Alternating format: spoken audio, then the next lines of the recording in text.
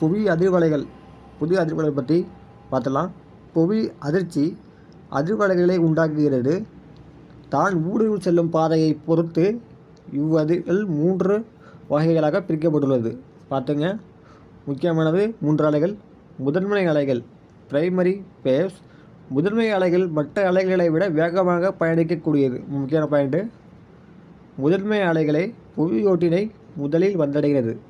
அடுத்த பாயிண்ட்டு, இவ்வலைகள் திரவ வாயு பொருட்கள் வழியாக பயணிக்கும் அப்படிங்கிறது 3 பாயிண்டில் முக்கியமானது.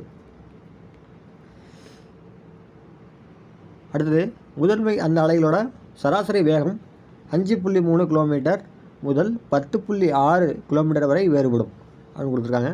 அடுத்தது, இரண்டாம் அலைகள் செகண்டரி வேவ்ஸ் கொடுத்துருது. இரண்டாம் நிலை அலைகள் திடப்பொருட்கள் வழியாக மட்டுமே பயணிக்கக்கூடியது. இக்குறைக்கலைகள் பயணிக்கும் திசைக்கு செங்குத்தாக புவியில் அசைவினை ஏற்படுத்துகிறது. செங்குத்தாக அசைவினை ஏற்படுத்தும் அலைகள் கேட்பாங்க. இரண்டாம் நிலை அலைகள். இதன் சராசரி வேகம் வினாடிக்கு 1 கிலோமீட்டர் முதல் 8 கிலோமீட்டர் வரை இருக்கும் அப்படிங்கிறது கொடுத்துருக்காங்க. அடுத்தது, மூன்றாவது அலை, அதாவது மேற்பரப்பு அலைகள், எல் வேவ் சொல்லலாம். மேற்பரப்பு அலைகள் முதன்மை அலைகளை போன்று காணப்படுகின்றன.